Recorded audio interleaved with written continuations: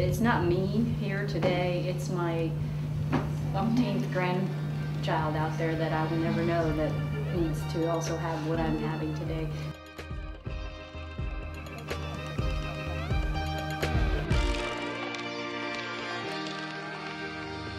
Look, you're in a place that has X number of national wildlife refuges, X number of national parks. You're in a national marine sanctuary. You have, X number of state parks. So you're probably, as far as, natural resources, as far as the United States and globally, one of the hot spots of the world. But you're not marketing it right.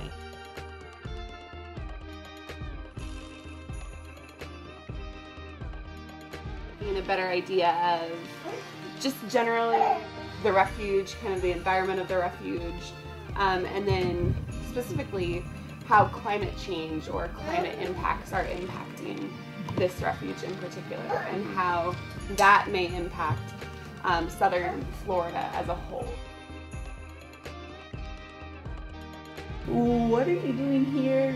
What questions are you asking? What observations are you making? What connections do you see? Because those can help build the foundation for shifting the conversation in a way that is, again, apolitical, empowering, hopefully inspiring.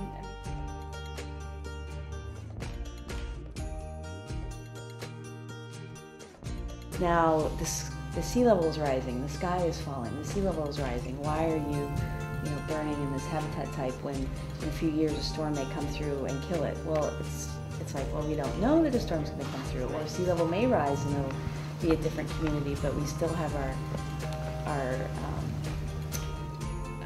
our mission and our obligation today and the next day. So we're not ignoring it, but we're trying to look at how we're actually helping those habitats.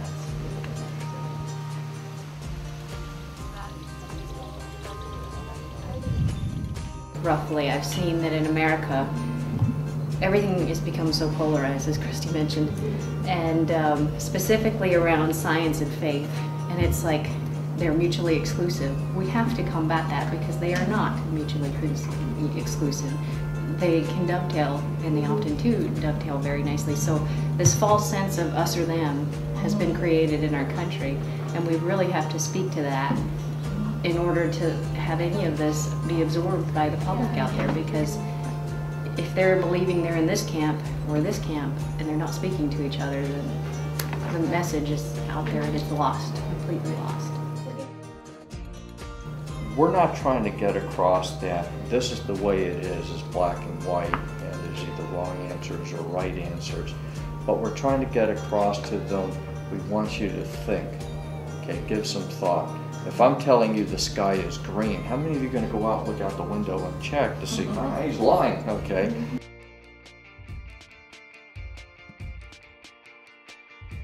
One, a lot of times people think if they're from other places in the U.S., they're visiting the Keys, we might be able to tell them about sea level rise and point out a dock here or a ramp there, but they could think, what does this matter to me where I live?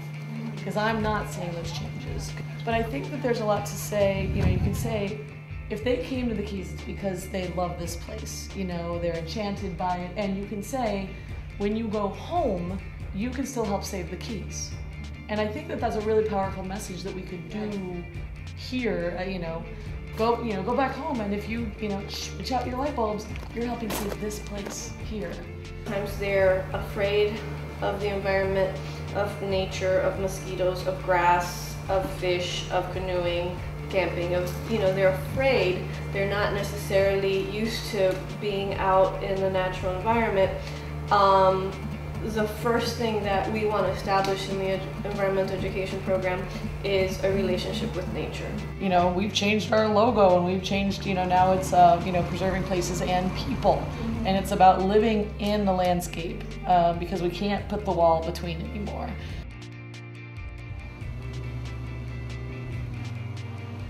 These types of management strategies are becoming even that much more important, because we're trying to maintain the integrity of these ecosystems And you know, the healthier they are, maybe the more adaptive and resilient they are. And to get the message out, to be able, I mean, it's understood within ourselves, but for us to speak it that well, we're not so good at it. I'm not so good at it. But somehow the message that's crafted and marketed, we need to incorporate those concepts that, hey, it's not just me today, it's tomorrow, and it's someone I will never know. And yeah, it is, you know, affecting my back pocket, myself, because that will be my umpteenth grandchild that is going to be inheriting, and what am I going to leave them?